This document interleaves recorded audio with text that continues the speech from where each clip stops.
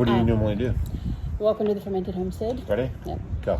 Welcome to the Fermented Homestead. If you're new here, my name is Anna. I'm Doug. And I'm Stacy. And we are here at the Homesteaders of America conference, and we just got done with a fermentation course with Stacy. And Yeah, Doug. we were fermenting all kinds of stuff. We made some tomato. What did we make? Ketchup. Yeah, We made ketchup, and we made honey fermented garlic. Yeah. We made spicy or sauerkraut. We made, and what else do we make? I can't remember. Cabbage. Yeah, carrots, sticks. Yep. And we also talked about all the benefits of fermenting. Oh, and then how we it's made live food. Apple brandy. Oh, yeah. We talked about that too. And that's why you guys watch her channel, because she's the Fermented Homestead. Exactly. Yeah. Yes, and that's why they watch. That's too. right. Yeah, so I've just was hoping to just ask you guys some questions about homesteading and Yeah, fermentation. we and, love it. Just talk for like 10 minutes or Okay. something. Yeah. Yep. I guess my first question would be, what about homesteading do you guys feel has changed you guys the most? What has changed you the most? About homesteading. I mean, really, it's the whole experience. I mean, it's hard to, because it's an all-encompassing thing. Like, you can't say, like, oh, this thing, but just the whole adventure of it, I think. I think our whole lives have changed. Yeah. Just how we feel about like nature and just Food. our health, and yes, and being sustainable and about, like when you make scraps with anything. I mean, we have rainwater and we compost everything, and you're a lot more aware of what's going on in the environment. You learn and how taking more care resilient of you are than you think you are. Yeah, just taking care of what's around you and respecting everything, and it's just totally changed how we look. Like when we go out and you see how people waste things so much. I mean, it's just really just changed us for the better, for sure. Yeah, I've only been homesteading a short time, like actually like on a property and, Yeah. and working the land and stuff, and it's changed me a lot too. Like, you don't really realize how much, like you think that you just don't realize how much it's going to change you until you actually go and do it. Right. So I just thought that was really cool. What is if you could change anything about homesteading, like any particular chore or anything about homesteading that you could change without changing the outcome, like what's like the thing that you just don't like to do? You mean about Like a chore or just anything. Like if you could not do something and still have the same results. oh. I don't like that question. I like going through the process. Yeah. I'm a process guy. Yeah, I don't You want wanna to. I want to go through the whole process. Every part of the process, it makes the end sweeter, Yeah. right? Yeah. So no, I pass. Okay. I'll take What do you that. got? Laundry. No, I do. I enjoy my laundry, my off-grid laundry. I Yeah. like that. I mean, it's, sometimes, it wouldn't be like all the time. Let's say if it's 100 degrees out and you have to clean out the chicken coop, that's not something that you want to do. But there's other days when it gets cooler and you can do it. But, Yeah. it makes you better and makes you a stronger person. I'm all about these things that helps you be stronger. All right. So, Stop. What initially got you into fermentation? Like, Well, what was the spark? many years ago, I took a certification. I became a holistic lifestyle coach, and I thought I was eating healthy. Doug and I thought we were. We exercised and we ate good, we thought. And then I took this class and I learned about all the toxins in our lives, everything. Even like the big thing was, like, I took this test and I did really good in it, except for one, it asked if you use store-bought salad dressing. And then I was like, that's what we did. And then it kind of went from there, and just trying to get rid of the toxins in the house, and then adding fermented foods and using the right oils, the good saturated fats, and learning about the fats that were the vegetable oils, how bad they are, and to eat saturated fats when before they were saying that it was vice versa. Right.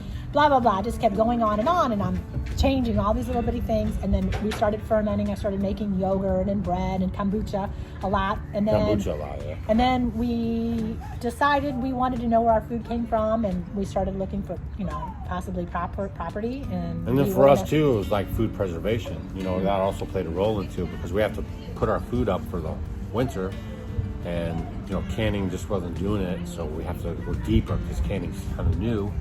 So we go deeper. Like, how did they do it even further back? Thousands further of years. back, And we right? learned, 7,000. I mean, this has been going Even on Hippocrates forever. talked about your gut is a production of your health, of your body. So the better your gut is in shape with foods, active bacteria, stuff like that, the better off your overall health will be. Yep. That's what I've heard. So- Back in like like I think it was Chinese times, and they were Yeah. not Chinese times, but back when they were building the Great Wall Great of Wall, China, they used yeah. to, all of them just used to throw all of their vegetables into this big vat and let it just ferment, so they Right. all get their probiotics and From the that. feel better. This is thousands of years old. Yeah. Yeah, and all cultures all over the world have been fermenting for thousands of years. There's some type of fermented food everywhere. Right. And even in your scriptures, it says, if you guys are Bible readers, to have a fermented food daily. Mm-hmm. Yeah. And the wine with Timothy and his stomach, Yes. Yep. all that kind of good stuff. What is your favorite ferment? For me, I really like a spicy sauerkraut, and I like beets a whole lot. Yeah, I And- like but the then I beets. like it's I hard like for the me carrots.